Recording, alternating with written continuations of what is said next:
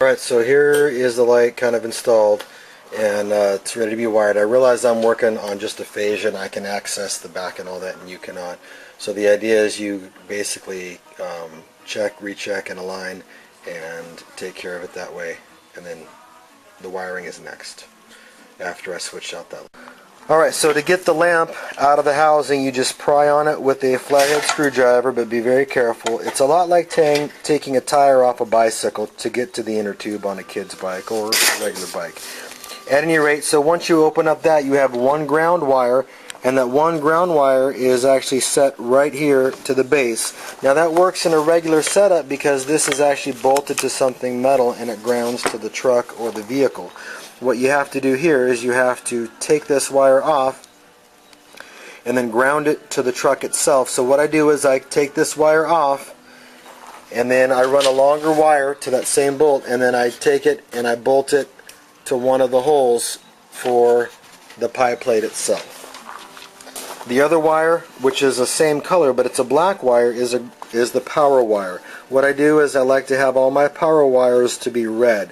When you step up to a 13 volt halogen style, oh my god, blinding everyone light, what you have to do is you have to get yourself a bigger wire.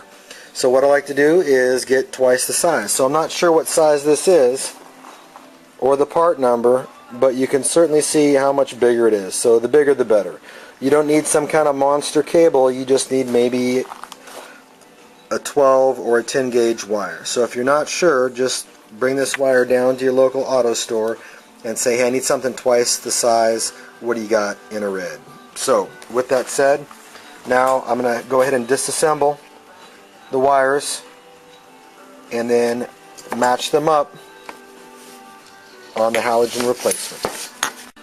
Alright, so in a perfect world you would have a piece of crimped or soldered on connectors, but since we're not in a perfect world and I didn't buy any of these parts, they're just parts I had on the shelf as spares, you'll want to buy the connectors that will go ahead and crimp onto the end, and then you can just screw that in with a screwdriver or a drill. What I did is I basically threaded the wire like that in a hook, and then you take the hook and you go in the same direction it's going to, the screw is going to go. So once you do that, the power wire is hooked up, so I'm going to get that hooked up, then I'll hook up a new ground and we'll go from there. Alright, so I've got my power wire and I've got my ground wire. So I'm going to go ahead and yank out the power wire, and then I'm going to go ahead and cut the ground wire. And yeah, I know these are tin snips, but whatever.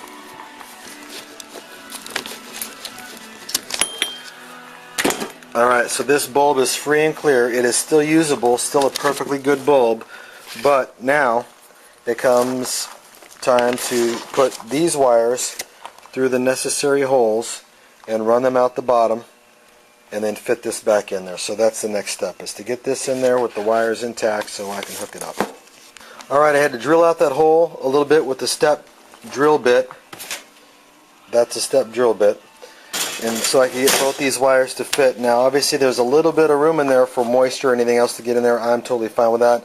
But a little silicone or gasket sealer or whatever will stop that from happening. So the light's been popped back in. It's not perfect, but hey, a little adjustment and it will. So it is done and it is on. So obviously there is a color variation between the new and the old. The old is kind of a semi-gloss and the new is kind of a gloss. So obviously pretty sure you can't paint brass and have it stick, so this is obviously a short-term thing, and I wouldn't expect you to build your rings excuse me, out of brass, but I just happen to have some stuff laying around and that's what I'm using to show you. So at any rate, get it done. There's my ring, there's my circles, and we're going to go from there. I'm not going to go ahead and install this light. This light is burnt out and it can be replaced, but I don't have the parts for that. So I'm just going to go ahead and put another one of those in there and go from there. So now I'm going to run the wiring to the switch, and that's when we get to this part.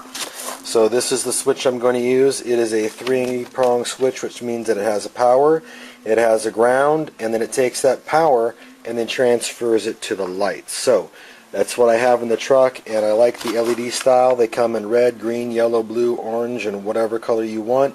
But this happens to be a red. I like the red LED.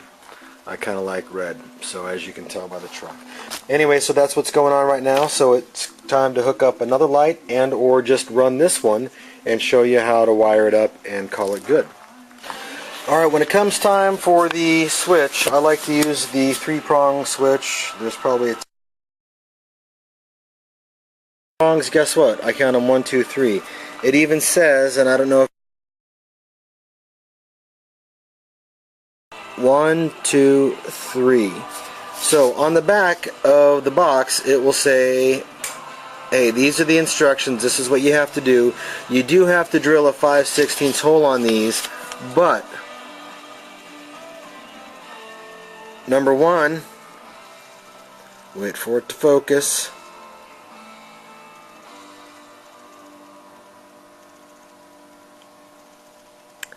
Number 1 is the ground, or excuse me, number 3 is the ground, 2 is to the accessory, so that goes to the light, and then number 1 goes to the battery.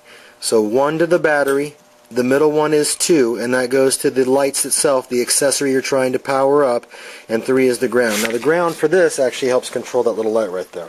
And I like these lights, the LED lights, because A, they look pretty cool, B, they're pretty much idiot proof, so you know if the light is on, whatever you're trying to power is on. So with that said, here we go. Alright, just as we have a simulated front with our Rhino grill style, we also have a simulated dash. This is out of an International. I stole the gauge cluster and the gauge assembly unit for my M715 dash project. So what you do is you drill a hole wherever you want your switch to be, and of course this is 5/16. So I'm going to mock it up. I'm not going to drill into this dash because I may reuse it for later projects. So with that said, I'm going to pretend like it's going to go right here, and then I'm going to wire it up from here, and I'll show you how to wire it from the battery to the switch to the accessory. Alright? Up until this point I've just been using an old wiring harness off the Chevy Blazer that I dismantled for my Jeepster project. And so I haven't been using any of my own materials yet. It's just been a bunch of garbage except for now. And the reason I want to show you this is because A, you need a good crimping tool. And by good crimping tool I mean one that allows you a variety of crimping abilities. So I bought this when I was installing a tailor-made wiring system for the plugs and the distributor and whatnot in the 66. So with that said,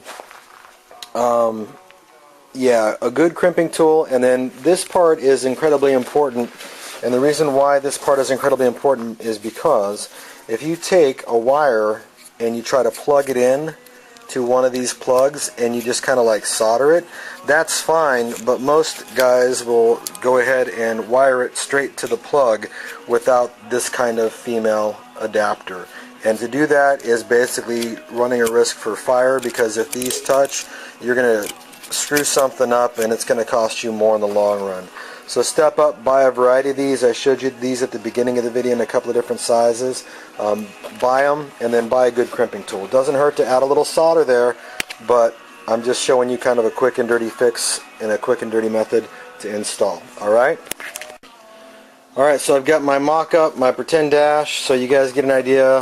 You've already pre-drilled the hole, 5/16, I think it said on the package.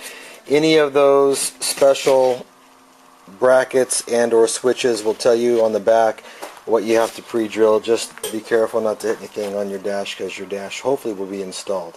Anyway, so we're ready to go, and I've got everything set up. All the wiring is ready to go, and if I flick this button, notice how it's not on, but oh, hey, guess what? I've got lightage. So now that I've got lightage, I am ready to rock and roll. Alright, so that should cover everything you need to know. The only thing that is different is that you're going to have one wire going from this light to your other light. I am running out of space or running out of light, and even though I've got a well-lit garage and a refreshing beverage now, I've got to move on to other projects. So that should take care of it. Any questions, honestly, just let me know and I will walk you through it. Anything else you want to know about what to do, how to do it. I am not a mechanic. I'm not even an electrician. I'm just a guy who's clearly got an obsession with Jeeps, and as a result I've had to teach myself everything I know, and trial and error. Destroyed a couple of Jeeps in the process, but hey, enough for standing where it's all going to work. Engine light upgrade, and again, do not forget to have that fuse at the source of the power, either the battery or the positive side of the fender well mounted solenoid. Alright, later.